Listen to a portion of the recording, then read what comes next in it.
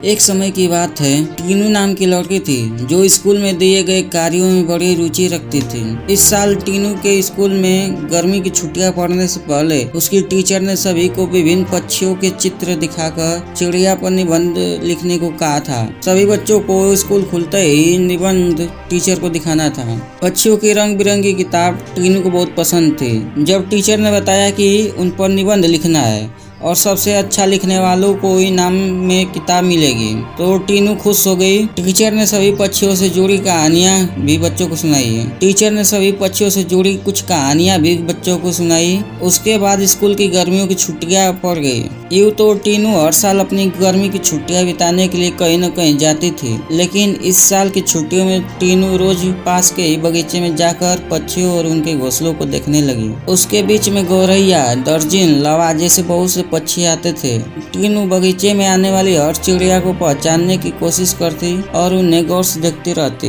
टीनू देखती थी कि हर चिड़िया एक एक घास, पत्ती, पंख आदि को जोड़कर कैसे अपना घोंसला बना रही है। उसके मन में होता था कि चिड़िया को घोंसला बनाने के लिए कितनी मेहनत करनी पड़ती है। टीनू चाहती थी कि वो किसी तरह उन पक्षियों की मदद करे। एक दिन टीनू ने देखा कि पास के बगीचे में बदमाश लड़कों ने लवा चिड़िया का घोंसला तोड़ दिया है। टीनू को यह देखकर बहुत दुख हुआ। उसने सोचा कि क्यों न मैं इसके लिए खुद एक दो घोंसला बना दूं, शायद ये इसका इस्तेमाल कर लेगी। टीनू को लगा कि वो कुछ ही देर में घोंसला बनाकर तैयार कर देगी, लेकिन टीनू पूरा दिन तिनकों और दूसरी चीजों से चिड़िया का घोंसला बुनती रही।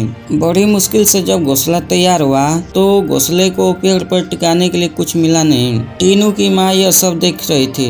तभी टीनू ने माँ को बताया, देखिए न, मैंने चिड़िया के लिए एक घोंसला बनाया है, मगर यह उतना सुंदर नहीं है जितना चिड़िया बनाती है। मैंने सोचा था कि आसानी से एक सुंदर घोंसला बन जाएगा, लेकिन ऐसा नहीं हुआ। यह घोंसला अंदर से काफी कठोर बन गया है। क्या आप इसे मुलायम बना देगी?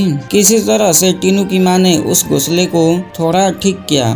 उसके बाद टीनू ने उस घोंसले को धागे की मदद से पेड़ पर टिका दिया। अब बगीचे में बैठकर टीनू लवा पक्षी के आने का इंतजार करने लगी। वे पक्षी बगीचे में आए, लेकिन टीनू द्वारा बनाए गए घोंसले का प्रयोग उसने नहीं किया। टीनू के साथ उसकी माँ भी बगीचे में आई थी। उसने टीनू को उदास देखकर कहा, तुम परेशान मत होना, अभी चिड़िया घोंसले पर आ जाएंगी।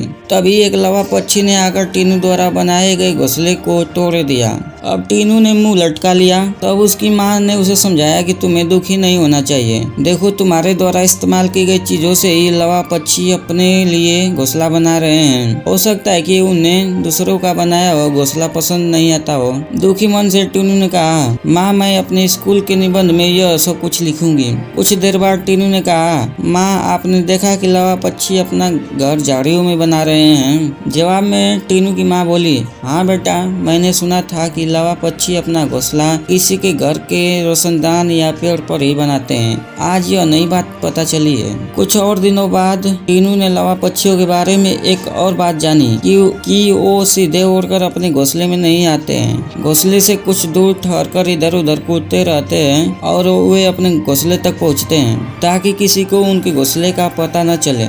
थोड़े ही दिनों में स्कूल की छुट्टियां खत्म हो गई। टीनू ने स्कूल जाकर लवा पक्षी के बारे में लिखा और निबंध प्रतियोगिता जीत ली। इनाम में मनपसंद चिड़ियों वाली किताब मिलने पर टीनू खुश हो गई। प्रतियोगिता जीतने के बाद भी टीनू रोज चिड़ियों की चहचहाहट सुनने के लिए उस बगीचे में जाकर घंटों बैठती है, मानो उसकी चिड़ियों के साथ दोस्ती हो गई हो। चिड़िया के घोंसले की कहानी से यह सीख मिलती है कि छोटी छोटी बात पर मन दुख नहीं करना चाहिए। साथ ही आसपास की चीजों पर गौर करने से हमें काफी कुछ नया जानने को मिलता है।